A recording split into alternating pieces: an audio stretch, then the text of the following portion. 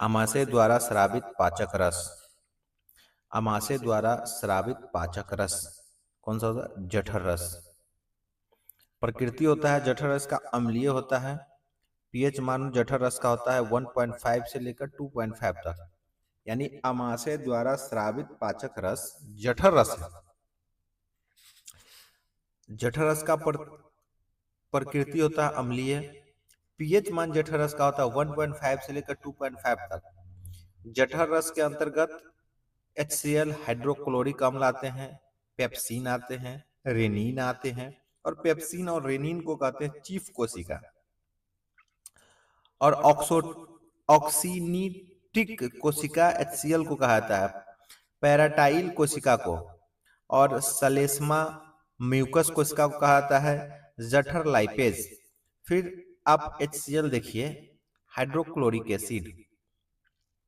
Pepsin को क्रियाशील बनाने के लिए एक अम्लीय माध्यम की आवश्यकता होती है तथा HCl उसे यह अम्लीय माध्यम प्रदान करता है। यानी कहता है पेप्सिन को क्रियाशील बनाने के लिए एक अम्लीय माध्यम की आवश्यकता होती है तथा उस अम्लीय माध्यम प्रदान करता है, HCl उसे अम्लीय माध्यम प्रदान करता है।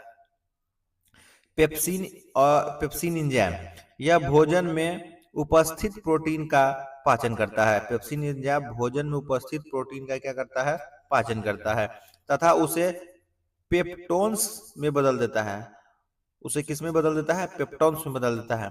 फिर रेनिन एंजाइम यह दूध में उपस्थित केसीन प्रोटीन का पाचन करता है। रेनिन एंजाइम क्या करता है?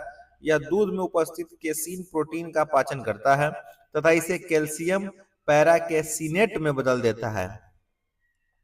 म्यूकस सलेस्मा यह आमाशय की आंतरिक दीवारों को HCl के प्रभाव से बचाती है। यह आमाशय की आंतरिक दीवारों को HCl के प्रभाव से बचाती है। इसके कम स्रावन से पेप्टिक अल्सर नामक रोग होता है। इसके कम स्रावन से पेप्टिक अल्सर नामक रोग होता है। जठर लाइपेज भोजन में उपस्थित वसा को पचाता है।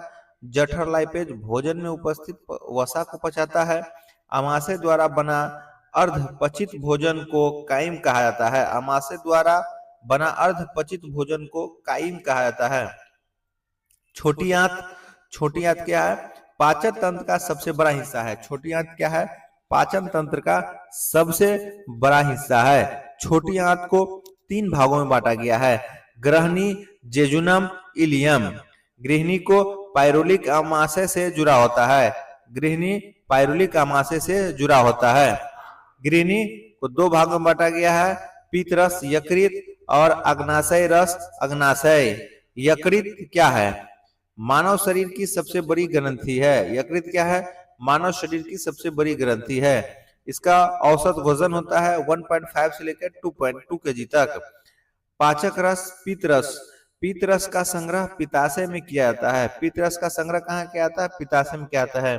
पीत रस हल्का पीले तथा हरे रंग का बिलिरुबिन वर्णक के कारण होते हैं। पीला बिलिरुबिन वर्णक के कारण होता है, हरा रंग बिलिवर्डिन वर्णक के कारण। पीत रस की प्रकृति हल्का क्षारीय। पीत रस का पीएच मान 7.5 से लेकर 8.5 तक। पीत रस में कोई एंजाइम नहीं पाया जाता है। प्रतिदिन पीत रस का स्रावन 500 से लेकर 1000 ml तक होता है। पीत रस का कार्य आमाशय से आने वाले अम्लीय भोजन की प्रकृति को उदासीन बनाना। पीत रस का कार्य होता है आमाशय से आने वाले अम्लीय भोजन की प्रकृति को उदासीन बनाना। वसा का पाइसीकरण में सहायक। वसा का पाइसीकरण में सहायक। अग्नाशय क्या है? अग्नाशयी पेनक्रियाज मिश्रित ग्रंथि है। बाह्यस्रावी ग्रंथि और अंतःस्रावी ग्रंथि है। मानव की दूसरी सबसे बड़ी ग्रंथि है। पाचक रस अग्नाशयी रस होता है, पूर्ण पाचक रस है। अग्नाशयी रस में उपस्थित एंजाइम अग्नाशयी इमाइलेज कार्बोहाइड्रेट्स का पाचन, अग्नाशयी इमाइलेज वसा का पाचन, ट्रिप्सिन प्रोटीन का पाचन।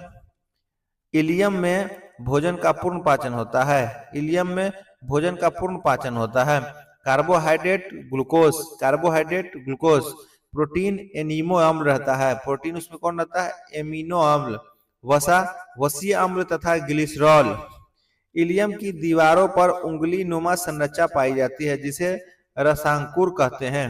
इलियम के दीवारों पर उंगली नुमा संरचना पाई जाती है जिसे रसांकुर कहते हैं, जो पचित भोजन के अवशोषण के क्षेत्र को बढ़ा देता है, जो पचित भोजन के अवशोषण क्षेत्र को बढ़ा देता है।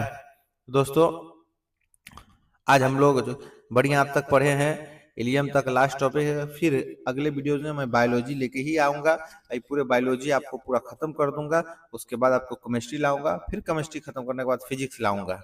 नोट्स आपको चाहिए तो 93 34 89 48 79 पर मैसेज करें, आपको पूरा नोट्स बायोलॉजी सीटेट का मिल जाएगा। धन्यवाद।